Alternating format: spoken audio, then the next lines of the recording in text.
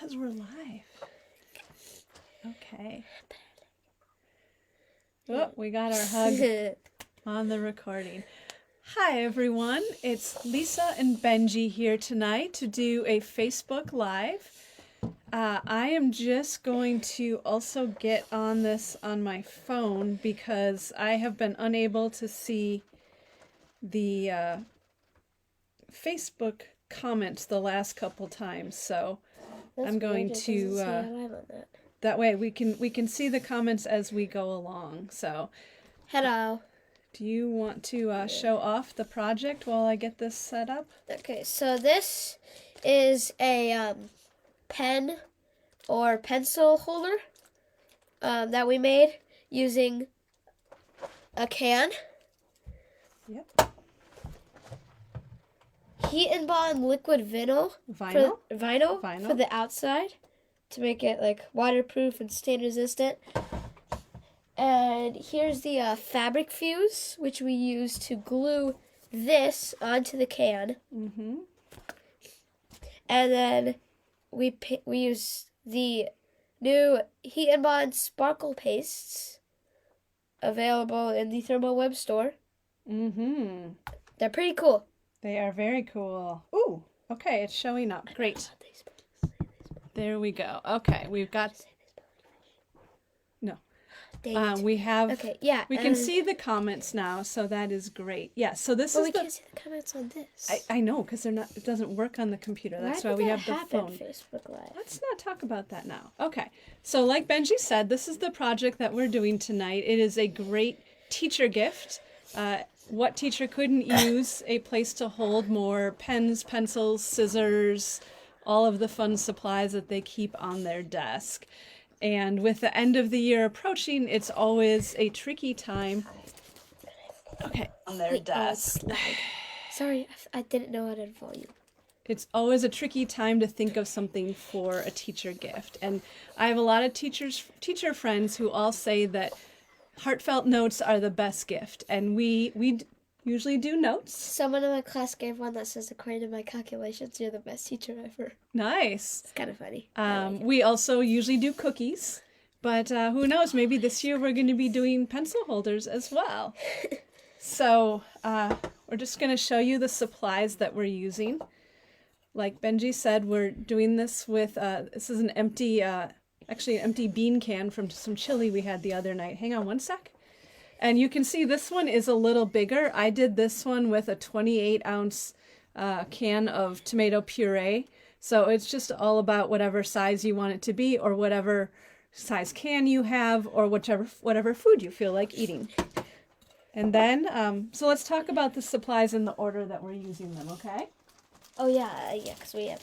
So we're going to start out with the Heat and Bond light sewable. Heat and Bond light sewable iron-on adhesive. And that's what we're going to use to attach our fabric scraps. And then we're on the back of that, we're going to put Heat and Bond fusible interfacing. That's in French. Fusible interfacing, the Craft Extra Firm. So that gives us a little body before we glue it to the can. Okay. And then this is a little bit of a messy project, so you definitely want the pressing paper. You'll also see when I switch to the other camera that I've got my older and dirtier pressing surface out tonight, because this project has the potential for a tiny bit of mess. And then we're going to use the Fabric Fuse glue to adhere our little quilted project to the can. And then we'll be using the liquid vinyl to give it a coat for durability and shine, and even waterproofedness. Although in theory, I don't see how a pencil holder would get wet, but always nice to keep it protected. And then last but not least, like Benji mentioned, the sparkle paste.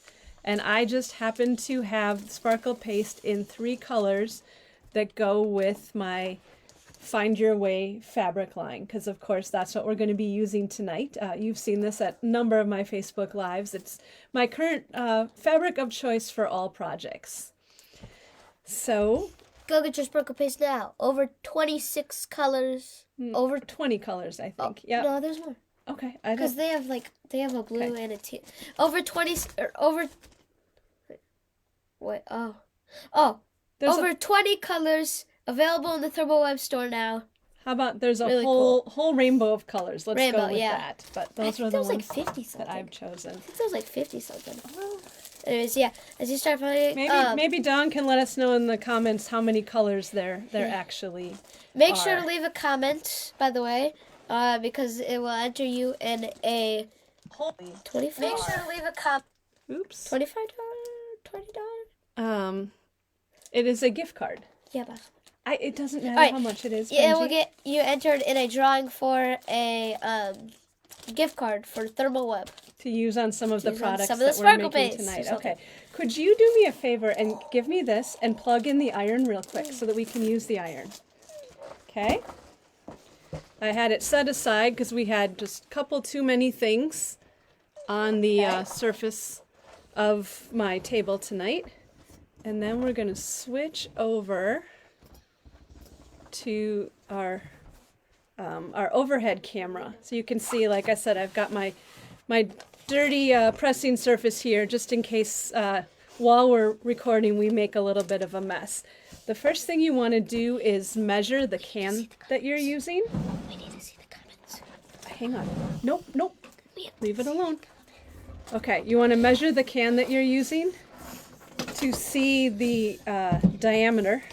This is when you have to pull out that middle school math to remember the different things. But diameters, circumference. No, circumference. Sorry, yes, circumference is all the way around. So our can is about 10. It's a little less than 10. So 10, and then... it's more close to 9, actually. Well, but we want it to be a little too much rather than a little too less. Okay, so we're going to go with 10. Let's say 9.5. Okay, and then can you measure this way? 9.5. Okay, thank You're you. going to have to scroll down because there's 16 comments, but we can... I understand, but I'm trying... Here. Let me do this. There we go. Okay. Then we can see the comments. So about 4.5, 5. There we go. Yep, so ours is at 4 1/4. So once you have those two measurements for your can, you can decide, then you'll know how to cut the things. So we're going to start out by cutting a piece of muslin or scrap fabric, or you could use a nice fabric if you want that for a base and not put as many shapes on top. So I cut mine a 1/2 inch bigger than those measurements. So ours is 5 1/4 by 10 1/2. And I cut a piece of the Heat and Bond Light Sewable to the same size, and we're going to start out by fusing that in place. So you know what, the iron's actually on the floor behind you. Can you grab it for me?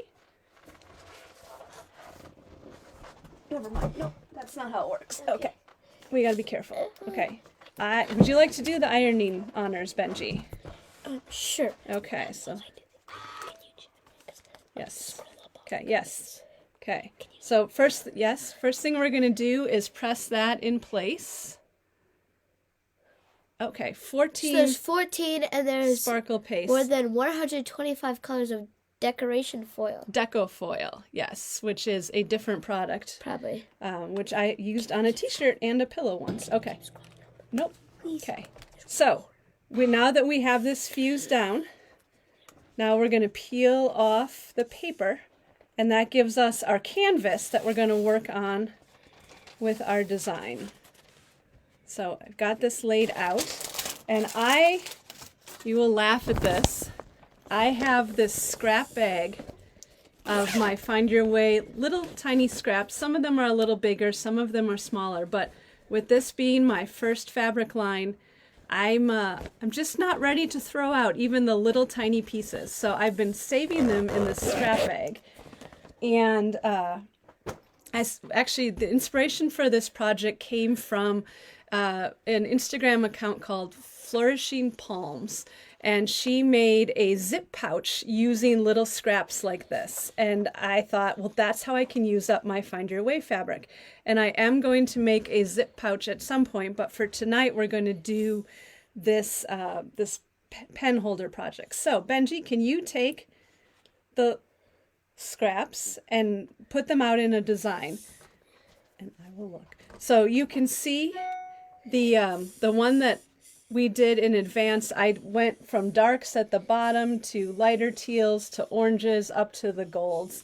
I just wanted to have a little bit of a pattern going like that, but you can do whatever pattern you want. The other sample that I made that we're going to use for the second half of this project, you can see I actually cut my scraps into little 1.5-inch squares and then laid them out like that. So whatever way you want to use fabric to cover your muslin surface is it will work great for this. Your way is the right way. My way is the right way. No, everyone's way is the yes, right way. any way is the right way. So however you do it, it's yes. right. And Megan is calling me a fabric hoarder. Absolutely. There's quilters always have a debate about what is the smallest piece that they are willing to save, and some of the pieces are awfully tiny. The pieces like this little gold one, I probably wouldn't use for anything but something like this, but for the moment I'm just hanging on to everything, and as my fabric line, as I use it more and it's been out more, I'll probably be willing to throw some pieces away, but for the moment, your own fabric line, it's pretty exciting. for the moment I am just hanging on to all of them. So when you get your own fabric line, it's pretty exciting. It is. So what you want to do as you're laying these out on the muslin, now I didn't have it tonight, but I had it the first time I made it, is after I fused the light sewable onto the muslin, the muslin really wanted to roll up on me. And so if that happens to you, what you can do is roll it in the other direction. You can also even put pins down in a couple corners just to hold it at first, because we're going to fuse this all at once. The other thing you could do that I tried is if you teach it that it needs to lay flat, it will do a better job of laying flat. So what I did when I made this one here is that I just put down one row here like Benji has, and then I put my pressing paper only on that one row and I fused that row down. And that was enough to train it to lay nice and flat. Oh, Dawn says she loves the mosaic effect. Yeah, that's absolutely what we were going for, and so it is such a great way to use small scraps like that. And you want to, just like Benji is doing, you want to be careful that you have all of your muslin covered so that you don't have any showing through. A little overlap is just fine. It looks cool. Yep. Or if you do want to use something other than muslin under it, then it doesn't matter if some of the background shows through. So, and if you do like playing with these little scraps, definitely go to Flourishing Palms on Instagram, or I believe that's her website as well, and she's got a tutorial for how to make little scrap zipper pouch bags, and like I said, it's a project I'm looking forward to doing. So Benji's playing with all these fabrics to get them laid out, and I like your little color scheme that you've got going on here. I have a tiny bit of yellow right there that transitions. That's nice. Yeah. It's the seediest little bit. But it works. And when you do this, it's okay if your fabric pieces extend beyond the muslin, because we will be trimming this. We have it go a little bit longer. It was something I learned when I made this first one, because we're going to fold the top and bottom edges over to create a nice finished edge. Kind of like a puzzle. And by having the fabric pieces extend over the edge, it helps to create that finished edge even more smoothly. Okay, are you looking for some more yellow? I'm actually looking for some of this. Oh, the white? After I finish the yellow. The white and the gray? Okay. After I finish the yellow off. Then. Okay. Yeah, and then I'm going to switch to white. So, poor Benji's been home sick this week. His allergies have gotten the better of him. He was home Monday and Tuesday. So if you hear a little heavy breathing and a little sniffling and coughing. Mostly sniffling is going to happen. That would be him, but he seems to be on the mend, which is great, because it is our second last week of school, and I've already missed 2 days this week. Yep. Well, 2.5. I slept in today. Well, and there's a soccer tournament this weekend, so we need you healthy, right?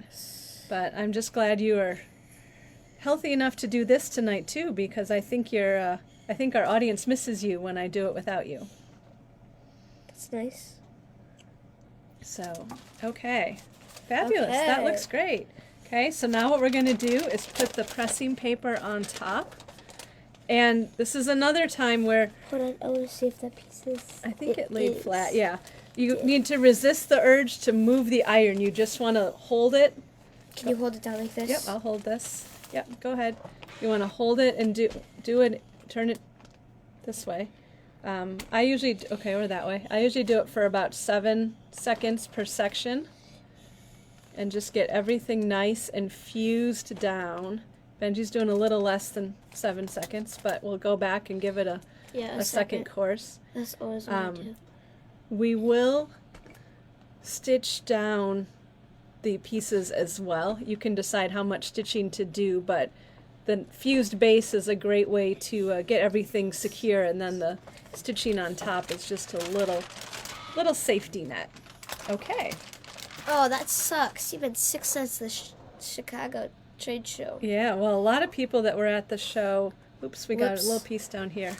I saw Dawn at the H&H Industry Show in Chicago now 2 weeks ago, and fair number of people came back from that show sick, including me, but I did not give it to Benji because his were allergies. She came back with COVID. I did come back with COVID, as I did a lot tested of negative other twice, people. so yep. So I'm doing good. But yep. Okay, I think that's good. Thank you. Lift it up. There we go. Okay, great. What? Okay. Do we have fusible? Do we have fusible on these grays? Nope, it's on the background. So we might have overheated it a little bit, but that's okay. We'll get it to stick with the stitching. And this one too. Okay. Nope, that's just because it's overlapping. Oh. So yeah, when you have pieces that overlap, they won't stick as much, and we're that's covering it in glue. Part of why we stitch it, and then we will use the liquid vinyl. Nope, hang on one sec. Oh yeah, because the liquid vinyl sticks it So then our next step. Our next step is to cut a piece of the interfacing. This is the craft interfacing that's got a little more body to it. And we're going to cut that to the size of the can. So for us, that was 4 1/4 by about 10, because we want some overlap here. Yep, I'm just testing it. Yeah. Okay, but we're not going to put it on there yet. Oh, we are? Okay, nope. So then what we're going to do is flip this over. And we're going to center the interfacing on the back. Let me get some of these extra pieces out of the way. Center the interfacing on the back, and with the shiny side, which is the fusible side, down. And take the pressing paper on top, and we're going to fuse the interfacing down. And that kind of creates our skeleton, I guess, for the pencil holder that will hold everything nice and together. Okay. So then once that is fused on, if you've got a lot of fabric extending past the edges, you can trim it off with a ruler and a rotary cutter. We do not, so I'm just going to leave it like it is. And then the next step, you can see this bright white is the edge of my interfacing. So what we're going to do is fold our fused fabric edge over like this. And you just use that edge of the interfacing as sort of a straight edge. And then what I do is I just press it down. With Benji sitting next to me, I'm not really in the exact right spot for this, but I just press it to convince it that it wants to sit down there like that. And we're going to do that on 3 sides. And then after you do that, so I'm going to switch over to this sample now, because this is the sample that I stitched. So what I did first, actually, I got a little bit ahead of myself. Before I did the stitching over, I just stitched lines up and down this, like you can see on here. I did it with my free motion foot. I did yellow thread, so it's kind of hard to see. But you can do straight line stitching, you can do free motion, but just some stitched lines to help secure it in addition to the fusible. But then after that, that's when you're going to fold the edges under. And if you look on the back, you can see I've got all my edges folded under, and then I just stitched around 3 sides of it. And I went to the corner, left the needle in, rotated it, kept stitching all the way around. So then I've got 3 finished edges right here. Okay, so now we are to this part, Benji. Yeah. And I'm going to move the iron out of the way because we are done with the iron. And to all of you who have joined recently, make sure you comment to get yourself entered into a drawing for a Thermal Web gift card. Yep. Okay. We're bringing out some wax paper and a paper plate just to protect the surfaces a little bit. So now we're gonna use the fabric fuse glue. Oh, and this. my tip with this, once you have this and you open it, kind of like Elmer's glue when you were a kid where you needed to turn the top because you'd end up with a little glue plug at the top. Yeah. That can happen here. And when that does happen, needles. you can just take a pin and you can kind of poke it through and loosen up that nozzle. And if you need to, you can also unscrew the top and do it from the other end. It doesn't happen every time, but just like any other glue, sometimes that nozzle gets a little residue stuck in it. It's satisfying when you do it from the other end. Yeah, it is. So we're going to, you know what, the brush is actually for the liquid vinyl. I don't know that we need it for this. And you can see I took the label off the can, but there's still some glue bits and some paper bits, and that it really blue. Doesn't matter because it's going to be covered up. It does look blue. That's not just the camera, that's actually like... Well, it's the can. Glue. Nope, it's the can. It is? Yep. Okay, so this is a time when it's nice to have 2 sets of hands. So what we're going to do is position it on the can. I know, you got a little glue on your finger. It won't kill you. Okay?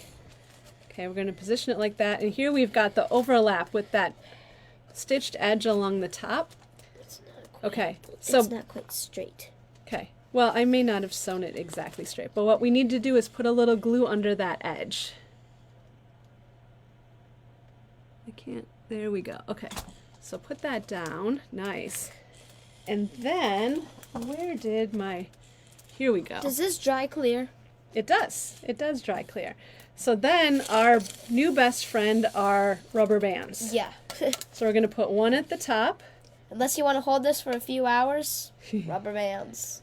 One in the middle and one at the bottom. This is fast drying glue. There we go. Yeah, it is great. It's great glue. It holds really well.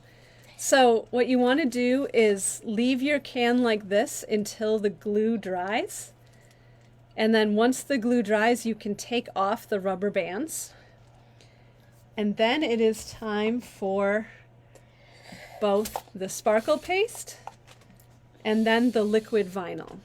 The gray spots came off my thing. So it's okay. So like I said, I'm going to open these up and show you. I've got, we should just do like a dab of there's each color. the orange sparkle paste there. And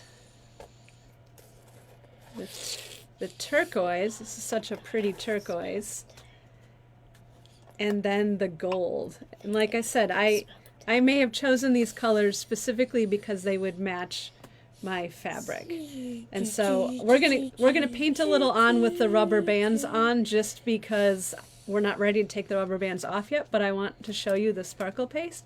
So Benji's got just a craft paintbrush, and you can, spread it in lines. You can spread it, you want to put it on the yellow sections. Yeah, you can do little dots. We've also done it with Q-tips in the past when we did the felt Christmas cookies back in December. It was easier with Q-tips. Well, it depends on what kind of effect you're looking for. Yeah. But it adds just a really nice, oh, you're going to put it on that. So Benji's putting it everywhere there's some gold.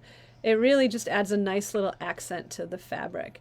And you can see while he's doing that one, I'll show this one, and you can see I just kind of spread it loosely all over, and it just adds a nice little element to it.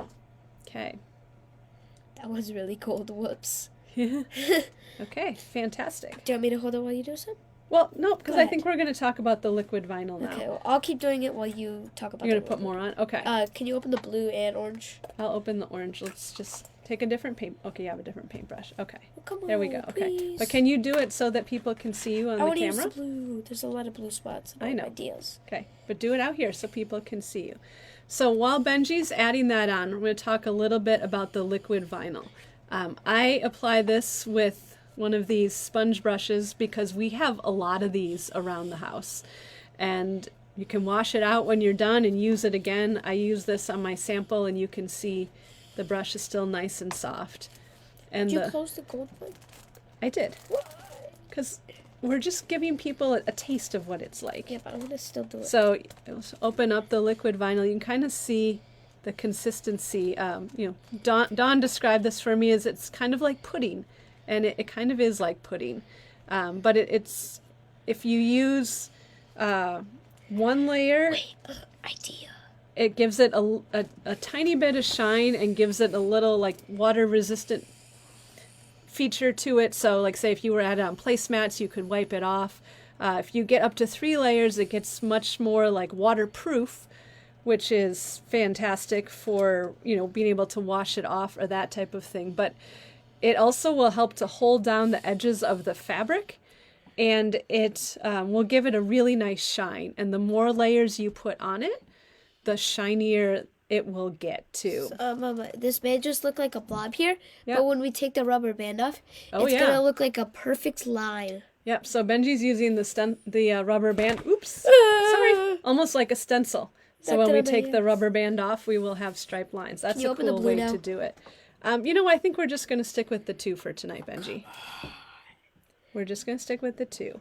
So after the sparkle paste is dried, then that's when you're going to put the liquid vinyl on. Obviously, it will take the rubber bands off too, but that's when you put the liquid vinyl on. How much longer do we have to have the rubber bands on? Well, because it is a round shape, when I did it the first time, I left them on overnight because... There, I switched back to our headshot so you can hold it for there. I left it on overnight just to make sure it was as strong as it could be, because it's not just putting 2 layers together. It's actually having our fabric project curve a little bit.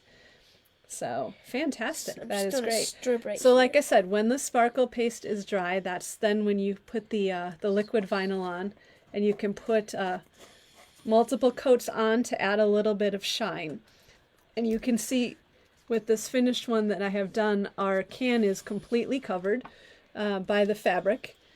And we've got the nice finished edge at the top. I borrowed all of Benji's colored pens to put in it. Doesn't he have a nice little colored pen collection? They are nice. But this would be a really great teacher gift, because if you happen to know the teacher's favorite color, you could choose fabrics or sparkle paste in those colors, or you could do a little hearts, little stars, something like that. You could put a sticker on under this vinyl layer. Vinyl. Or vinyl liquid layer. Liquid vinyl layer, like, yes. You could put a sticker on. Oh, and Judy's asking, do you have to iron after the liquid vinyl dries? I did not iron these because it is more of a 3D project.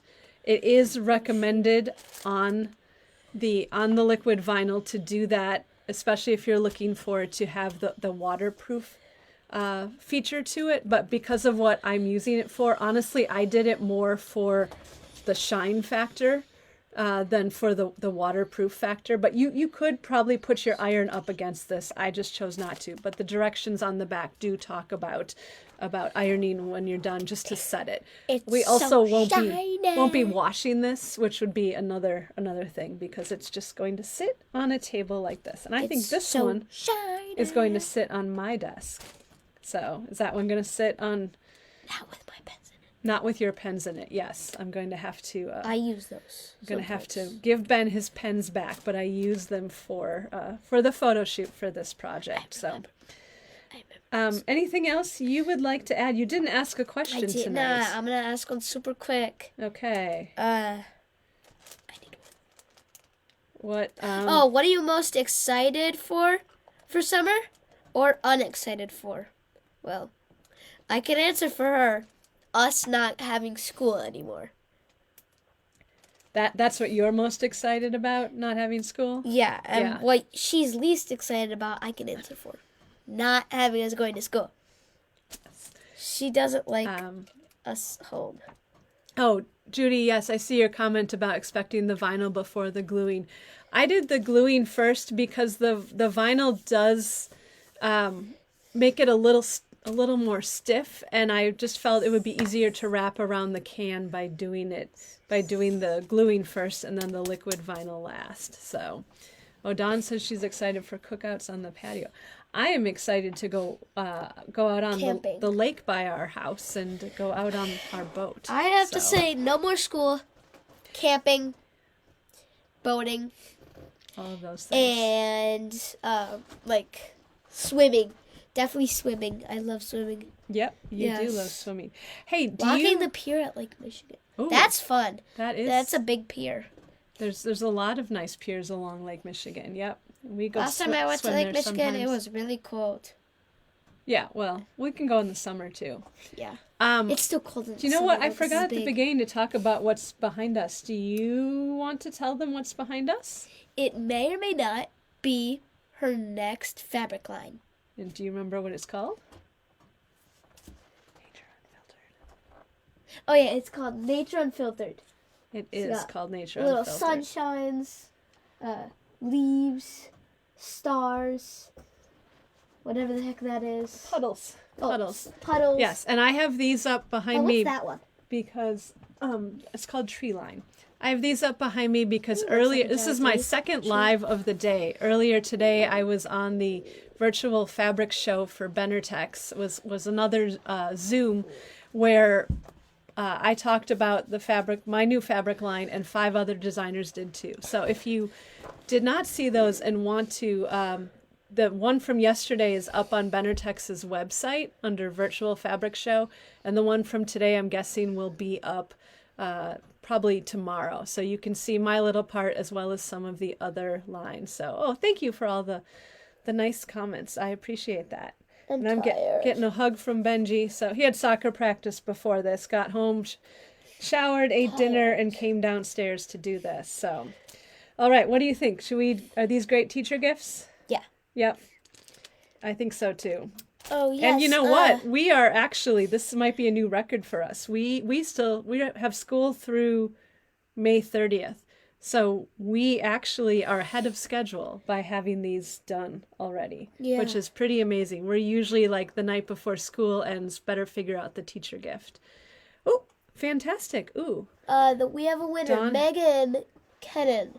Dawn picked a winner. Megan, congratulations. Yes, thank you for joining us, Belinda. I saw the warm weather.